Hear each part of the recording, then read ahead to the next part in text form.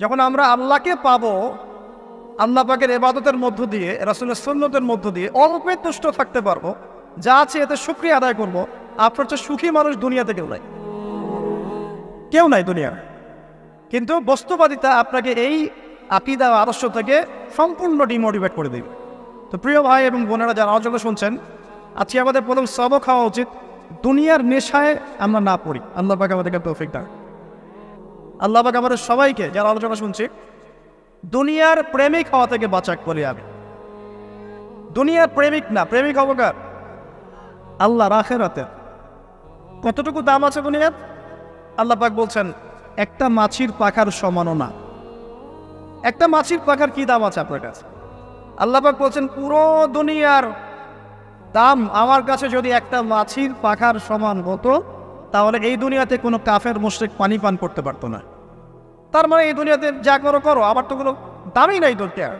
কালকেই তো আমি দুনিয়া ধ্বংস করবো। আর ওই যে দুই জাতির কথা বললাম, জিন এবং মানব জাতি, আপনারা সূরা আর রহমান পড়বেন। রহমান নামটা অনেক ব্যাপক দয়াময়ের নাম, তার মানে আল্লাহ পাক মার্সিফুল, মোস্ট মার্সিফুল। কিন্তু এই সূরা আর রহমানে একটা ভয়ঙ্কর আয়াত আছে, কি? সানাফরুকু লাকুম আইয়ুহাস সাকলান। হে মানুষ এবং জিন, হে মানুষ এবং জিন, শীঘ্রই আমি তোমাদের দুইটা জাতিকে ডিল করার জন্য পারেক হচ্ছি, অপেক্ষা করতে থাক। মানে আল্লাহ পাক কুল্লু ইয়াউমিন হুয়া ফি শাআন, মানে আল্লাহ পাক কি করেন? সবসময় তার কাজে ব্যস্ত আছেন। মহাবিশ্বের তো গ্রহ নক্ষত্র গ্যালাক্সির অভাব নাই, মাখলুকের কোনো অভাব নাই। আল্লাহ পাক প্রত্যেকটা মুহূর্তেই তার কাজে ব্যস্ত আছে, তার কাজে শানে ব্যস্ত আছে। কিন্তু এই ব্যস্ততা থেকে ফারেক হবেন কাদের জন্যে?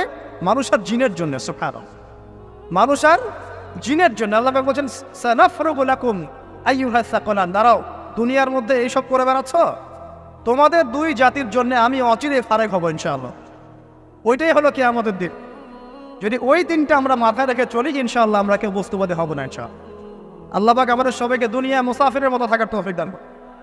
আমরা উন্নতি করব, অবশ্যই অগ্রগতি করব, আমরা সব কিছুই করবো, কিন্তু দুনিয়ার পূজায় ডুবে যাব না। এটা একটা বড় চ্যালেঞ্জ। মানে মধ্যমপন্থী থাকতে হবে, না একদম গোলালু মার্কা আর না চরমপন্থী, মাঝামাঝি থাকার চেষ্টা করতে হবে। আল্লাহ তৌফিক দান। ঢাকাবাসীর জন্য এর চেয়ে বড় কোনো নসিহত হতে পারে না।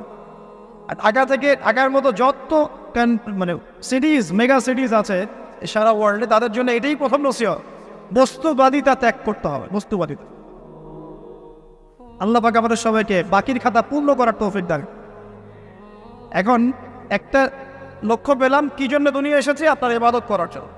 এখন অনেকে ভুল বুঝে প্রশ্ন করতে পারে, তাদের জ্ঞানের স্বল্পতা। আমি ওদেরকে দোষারোপ করবো না, কারণ আমাদের শিক্ষার সমস্যা আছে। আমরা তো সবার মাঝে ইসলামিক সার্বজনীন শিক্ষা দিতে পারছি না। এই কারণে অনেকে প্রশ্ন করতে পারে, তাহলে কি সারা জীবন আল্লাহ বিল্লাহি করতে হবে? আমি কি সারা জীবন তাসবিহ তাহলিল জিকির আজকার নামাজি পড়ে বেড়াবো? তাহলে এটা হলো তার ভুল বুঝ। এই আয়াত সম্পর্কে ভুল ব্যাখ্যা। সঠিক ব্যাখ্যাটা কি? সঠিক ব্যাখ্যা হচ্ছে সূরা হাশরের 7 নম্বর আয়াত। কত নম্বর? সূরা হাশর 7 নম্বর আয়াত। আল্লাহ পাক বলছেন ওয়ামা আতাকুমুর রাসূলু ফাখুযুহু। রাসূলুল্লাহ সাল্লাল্লাহু আলাইহি ওয়াসাল্লাম তোমাদেরকে যা যা দিয়েছেন সব নিয়ে নাও। ওয়ামা নাহাকুম আনহু ফান্তাহু। রাসূল যা থেকে বিরত থাকতে বলেছে সমস্ত বিষয় থেকে দূরে থাক। এখন এই আয়াতটাকে সামনে রেখে কোরআন সুন্নাহকে যদি আমরা ঘাঁটি, আমরা দেখব রাসূলুল্লাহ সাল্লাল্লাহু আলাইহি ওয়াসাল্লাম পেশাব পায়খানা ইস্তেনজা করা থেকে শুরু করে রাষ্ট্র চালানো পর্যন্ত প্রতিটা কাজের হেদায়েত দিয়ে গেছেন। আলহামদুলিল্লাহ, এটা কেউ মানি বা না মানি দিয়ে গেছেন, এটা বিশ্বাস করতে হবে। আমল করতে পারি বা না পারি, নবী দিয়ে গেছেন, বিশ্বাস করতে হবে।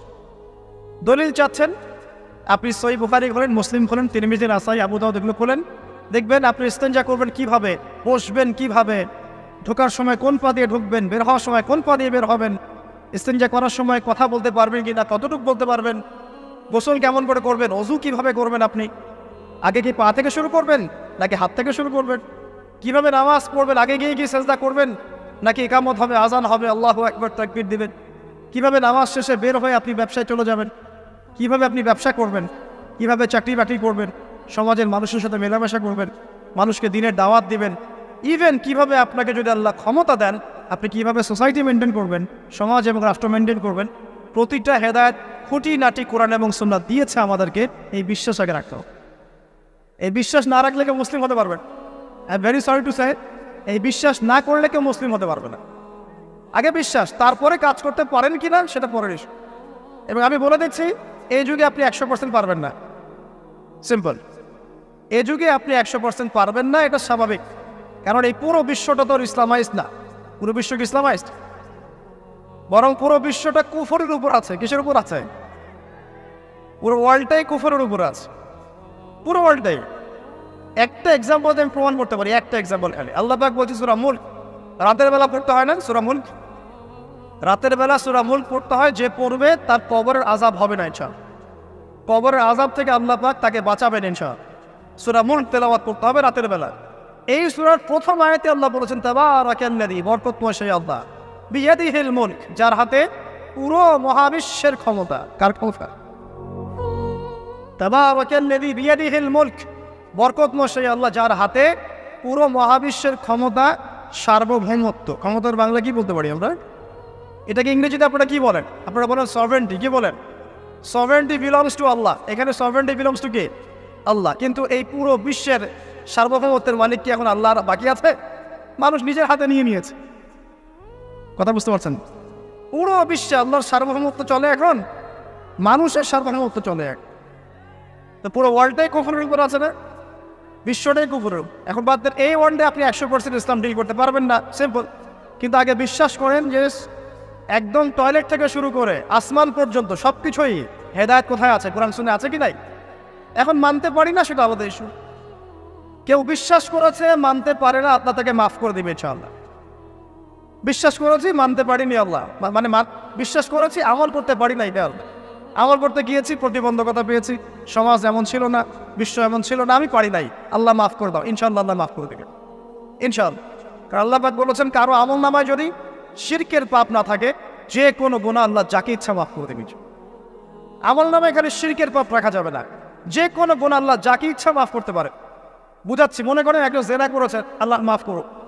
ওই জেনাকার ব্যক্তি যদি বিনা তওবাতেও মারা যায়, তওবা করে নাই, বিনা তওবাতেও মারা যায়, কাল কিয়ামতের মাঠে আল্লাহ পাক তাকেও মাফ করতে পারেন। আল্লাহু আকবার। কিন্তু একজন ব্যক্তি শিরক করেছে, তওবা না করে মারা গেছে, আল্লাহ তাকে মাফ। এখন শিরকের পাপ ছাড়া যে কোনো পাপ আল্লাহ মাফ করবেন ইনশাআল্লাহ। সো আগে আকীদা পোষণ করি যে হ্যাঁ, কোরআন সুন্নাহয় সব কিছুর সমাধান আছে আলহামদুলিল্লাহ। এখন আমি আমল করতে গিয়ে হয়তো পারছি না। এখন আমার বিশ্বাস চলমান বিশ্বের সাথে সাংঘর্ষিক হচ্ছে, এবং এই বিশ্বাসকে দমিয়ে দেওয়ার জন্যে কি করা হচ্ছে? এই বস্তুবাদিতার মতো আদর্শগুলো আপনার সামনে তোলা হচ্ছে। এখানে উত্তরটা কি? এখানে উত্তরটা হচ্ছে, দেখুন, ইবাদত মানে শুধুমাত্র নামাজ, রোজা, হজ, জাকাত নয়। ইবাদত মানে শুধুমাত্র নামাজ, রোজা, হজ, জাকাত নয়, বরং আমার জীবনের প্রতিটা সেক্টরই ইবাদত বলে কাউন্ট হবে যদি আমি সেই কাজটাকে নবীর সুন্নত অনুযায়ী করতে পারি। আমার কথা কি বুঝতে পারছেন?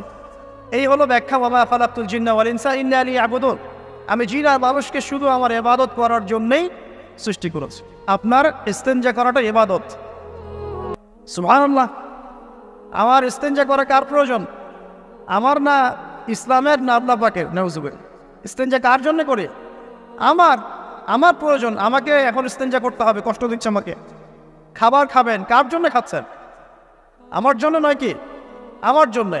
আপনি ব্যবসা করছেন, কার জন্যে? আমার জন্যে, আমার স্ত্রী সন্তান, আমার পরিবারের জন্য।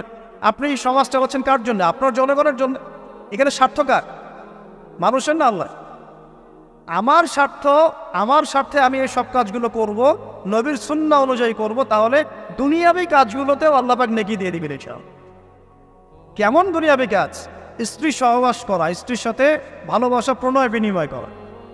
আপনি স্ত্রীর দিকে তাকিয়েছেন, নেকি হয়েছে। স্ত্রীর হাতটা ধরেছেন, নেকি হয়েছে। স্ত্রীকে আদর করেছেন, নেকি হয়েছে। তার মুখের মধ্যে ভাত তুলে দিয়েছেন, নেকি হয়েছে। আপনার ছেলেকে আদর করে কোলে নিয়েছেন, নেকি হয়েছে। মা ছেলেকে দুধ পান করাচ্ছে, নেকি হচ্ছে। আপনি ভাইকে 5টা টাকা দিয়ে সহযোগিতা করলেন, নেকি হচ্ছে। একজন এসে বসতে পারছে না, জায়গা ছেড়ে দিলেন, নেকি হচ্ছে। ইভেন রাস্তায় হাঁটছেন, এক মুসলিম ভাইয়ের সাথে সাক্ষাৎ হলো, সালাম দিলেন, মুচকি হাসি দিলেন, নেকি হয়ে গেল। তাহলে আমরা কিভাবে বলতে পারি যে ইসলাম কি শুধু নামাজ, রোজা, হজ, জাকাতকেই স্বীকৃতি দেয়, এগুলো করতেই দুনিয়াতে আসছি, নাকি সব কাজই ইবাদত? আমার আলোচনা কি পরিণত আছে? আমাদের জীবনের প্রতিটা কাজই ইবাদত, যদি সেটা রাসূল সাল্লাল্লাহু আলাইহি ওয়াসাল্লামের সুন্নাহ মতো করা হয়। তিনটা জিনিস খেয়াল রাখতে হবে। কয়টা জিনিস ভাই? এক, সেই ইবাদত হতে হবে আল্লাহর সন্তুষ্টির জন্য। এই যে আমি স্ত্রীর মুখে ভাত তুলে দিচ্ছি, তার কাছ থেকে কিছু পাওয়ার আশায় নয়, আমি দিচ্ছি আল্লাহর সন্তুষ্টির জন্য। আমি যে একজন মুসলিম ভাইকে হাসি মুখে সাক্ষাৎ করলাম, ও আমাকে ভালো বলবে, পরে আমাকে হেল্প করবে, এমন এই জন্য নয়, আল্লাহ পাক সন্তুষ্ট হবেন তাই।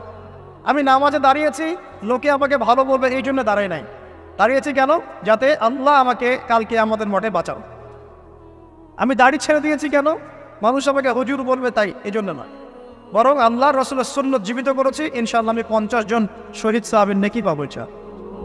কেন আমি টাকনু নিচে কাপড় পরছি না? কারণ কি মানুষ আমাকে বলবে নতুন ফ্যাশন? না, আমি এই কারণে পড়ছি যাতে রাসূল সাল্লাল্লাহু আলাইহি ওয়াসাল্লাম কালকে আমাদের মাঠে এই সুন্নাহর উপর আমল করার জন্য আমার পক্ষে সুপারিশ করে। আমার ইবাদত, আমার পর্দা, আমার পরিবার, আমার ব্যবসা, আমার অর্থনীতি, আমার পলিটিক্স সব কিছু আল্লাহর জন্য করব, এই একটা হলো মূলনীতি ইবাদত কবুল হওয়ার। এক। দুই, সেই আমলটা হতে হবে রাসূলের সুন্নাহ মোতাবেক, অন্য কোনো পদ্ধতিতে নয়। মনে করেন আমি একজন খুব বড় বুজুর্গ হয়ে গেছি, নাউজুবিল্লাহ, না আমরা এত বড় বুজুর্গ হয়ে যাই নাই, যে টাইটেলগুলো আপনারা দেন এগুলোর কোনো প্রয়োজনও নাই। এখন একজন বড় বুজুর্গ এসে যদি আপনাকে কোনো ইবাদতের পদ্ধতি শিখিয়ে দেয়, এই পদ্ধতিতে ইবাদত করো, অনেক ভালো হবে, কিন্তু ওই পদ্ধতির সাথে রাসূলের এবং সাহাবীদের পদ্ধতির কোনো মিল নাই।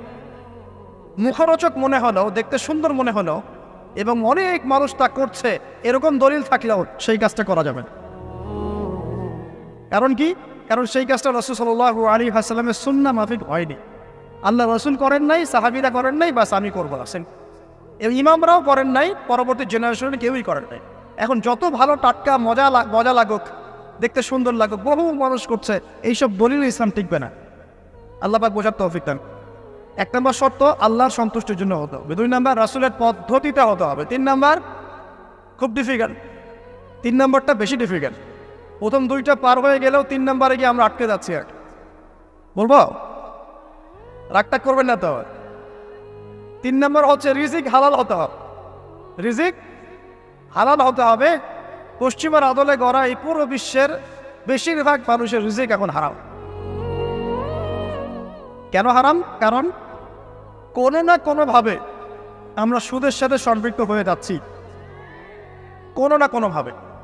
আর নবীজি অনেক আগেই বলেছিলেন, 1400 বছর আগে, যে একটা জামানা তোমাদের সামনে আসবে, যে মানুষ সুদ খেতে চাইবে না, তার গায়েও সুদের ছিটাফোঁটা গিয়ে লাগছে। কিন্তু এখন আপনি খেতে চাইবেন না, আপনাকে মেসেজ পাঠিয়ে দেওয়া হবে আপনার অ্যাকাউন্টে এত টাকায় যোগ হয়েছে।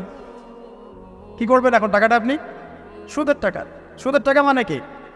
এক দিরহাম যে ব্যক্তি সুদ খেয়েছে, সে যেন 36টা মেয়ের সাথে জেনার পাপ করেছে। সহিহ বুখারী হাদিস, একদম অকাট্য, সহিহ, সনদ সহিহ, এমন না জয়ীফ জাল, এমন নয়। এক দিরহাম যে ব্যক্তি সুদ খেয়েছে, সে যেন 36 বার জেনা করলো, নবী সাল্লাল্লাহু আলাইহি ওয়াসাল্লাম। আর এই হাদিস তো আপনারা জানেন যে সুদের পাপের 73টা শাখা আছে। নিচের শাখা হচ্ছে মায়ের সাথে জেনা করা, মাকে বিয়ে করা, আর উপরের শাখা হচ্ছে আল্লাহ এবং তার রাসূলের সাথে যুদ্ধ করা। এগুলো অবলীলায় করছি আমরা। আর নবীজি বলছেন 4 শ্রেণীকে আমি অভিশাপ দিয়ে গেলাম। আল্লাহর নবী অভিশাপ দিয়ে গেলেন মানে সে জাহান্নামে যাবে, কোনো অবস্থাতেই জান্নাতে যাবে না। ইল্লা মাশা আল্লাহ। 1, যে সুদ খায়। 2, যে সুদ দেয়। 3, সাক্ষী থাকে। 4, লিখে রাখে। এখন বলেন এই সিস্টেমের বাইরে কতজন মানুষ আছে? এর বাইরে আবার আছে যাকাত না দেয়া, সম্পদ হারাম হয়ে যাচ্ছে।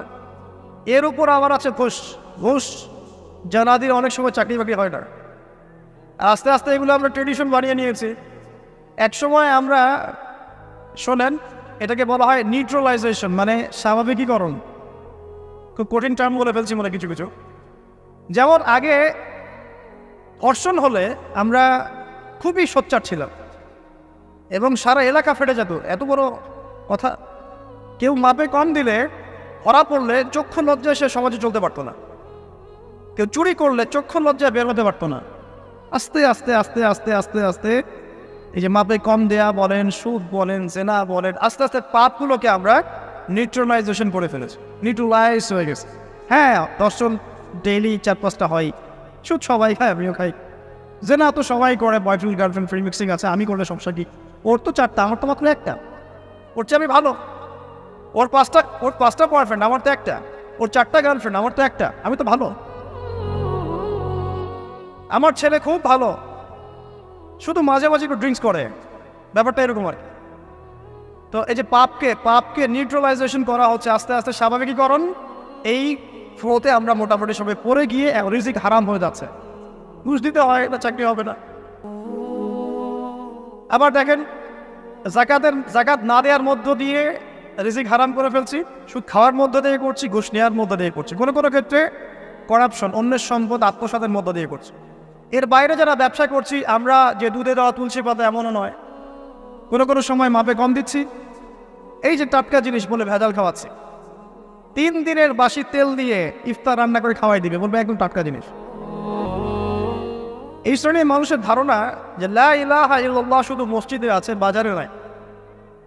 এতে ধারণা লা ইলাহা ইল্লাল্লাহ মুহাম্মাদুর রাসূলুল্লাহ এটা মসজিদে আছে, বাজারে, সমাজে, অন্য জায়গায় নাই। এটা তাদের ধারণা। তাদের এই ধারণা অচিরেই ভাঙবে যখন মৃত্যুর দূত চলে আসবে। তখন বুঝবে লা ইলাহা ইল্লাল্লাহ একটা সার্বজনীন কালিমা, যেটা জীবনের সব ক্ষেত্রেই চলতে হবে। আল্লাহ পাক আমাদেরকে বোঝার তৌফিক দান। তো ব্যবসা করছি আলহামদুলিল্লাহ, অ্যাটলিস্ট সুদ খাচ্ছি না। তবে এতটুকু মনে রাখবেন, ব্যবসায়ীদের অসততার কারণে, আমানতের খেয়ানতের কারণে একটা আযাব আসে। হাদিসের মধ্যে আসছে একটা আযাব আসে। নবীজি বলেছেন, যখন একটা জাতির ব্যবসায়ীরা মাপে কম দেওয়া শুরু করে, মিথ্যা কসম করে পণ্য বিক্রি করা শুরু করে এবং আমানতের খেয়ানত করে, তখন ওই জাতির উপর দুর্ভিক্ষ চাপিয়ে দেওয়া হয়। কি চাপিয়ে দেওয়া হয়? দুর্ভিক্ষ চাপিয়ে দেওয়া হয়। মনে করছেন যে হয়তো দুর্ভিক্ষ নাই, পুরো ওয়ার্ল্ড ওয়াইড একটা নীরব দুর্ভিক্ষ চলছে এখন আস্তে আস্তে। সকালে একটু আগে বলেছিলাম না, গরিব মানুষ আলু ভর্তা, ডাল আর ডিম ভাজা দিয়ে ভাত খেত আগে, এখন তারা বলে আমরা ডিমই দেখতে পারি না চোখে।